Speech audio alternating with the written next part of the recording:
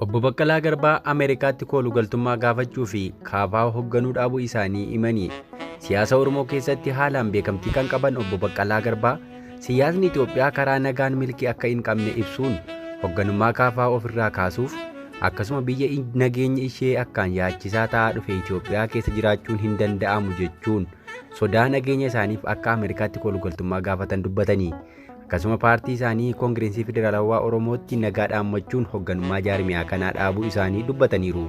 Kanas gaaffiif deebii BBC waliin taasisaniin hubachiisanii. Gabaasichi akka eeretti dura taa'aa itti aanaa paartii Koongireesii Federaalawaa Oromoo kan ta'an Obbo Baqqalaa Garbaa hoogganummaa KFO irraa of kaasuu fi biyya hambaatti hafuuf saganteeffachuu hima.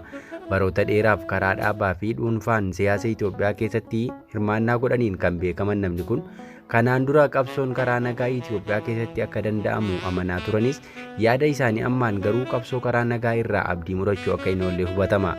Itoophiyaa keessatti adeemsa karaa nagaan aangoo siyaasaa dhuunfachuun ni danda'ama jechuun waggoota dheeraaf dhamaatii guddaa taasisaa turanis haalli amma jiru abdii isaan qabaataa turan kan kutachiise ta'uudha kan dubbatan. Tibba kana biyya amma keessa jiran Ameerikaatti oduun sobaa boqotaniiru jedhu irratti odeeffamaa kan ture Obbo Baqqalaan addatti gaaffiif deebii madda keenya kana waliin taasisaniin haalli siyaasa Itoophiyaa keessa jiru karaa nagaa qabsaa'uufis ta'ee akka dhuunfaatti jiraachuuf yaachisaadha jedhaniiru.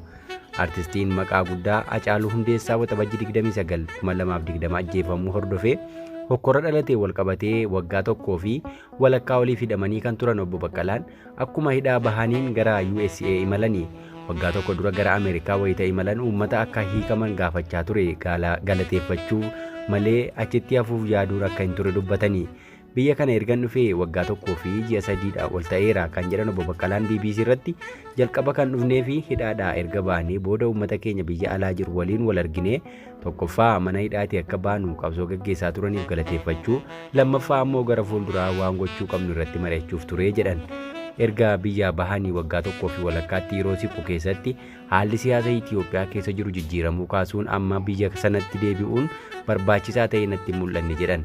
Obbo Baqqalaa dabalatee hooggansi olaanaan dhaaba KFO jecha artista Hacaaluu booda mana hidhaa turan mormii isaanii lagannaa nyaataa guyyoota dheeraa ture bu'a gaggeessaa turan. Sababa kanattis qaamni isaanii miidhamee fayyaan isaaniis yaachisaa ta'ee akka ture ogeeyyii fayyaa isaanii gabaasaa turani.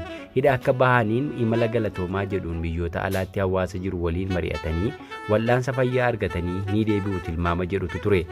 Obbo Baqqalaan jijjiirama siyaasaa biyyattii deebi'uu isaanii yaaddessaa taasise wayita ibsan walumaa galatti waggoonni erga Itoophiyaa keessatti jijjiiramni dhufee jiran addatti ammoo waggaan tokkichi darbe baay'ee hamaadha jedhan. Waggaa tokko asiin ni jiru immoo keessumaa baay'ee kan nama gaddisiisudha. Namoonni mana hidhaatii baafamanii ajjeefamu. Abbaan barbaade qabee nama hidha. Bakka buutee isaanii dhabamsiisa. Hojiirraa ari'a. Lafa isaarraa hin buqqaa. Oromoon daangaan itti ce'amee manni irratti gubata. Fayyaan ibiddaan gubama. Namni ofiin boolla akka qotee keessatti ajjeefamullee ta'aa jira jedhan. Itti dabaluunis waajjiraaleen dhaabbilee siyaasaa guutummaa guutuutti cufamaniiru jechuun ni danda'ama kan jedhan Obbo Baqqalaan sababa kanaatti sochii siyaasaa biyya keessatti gaggeessuun akka hin danda'amne dubbatanii kana keessatti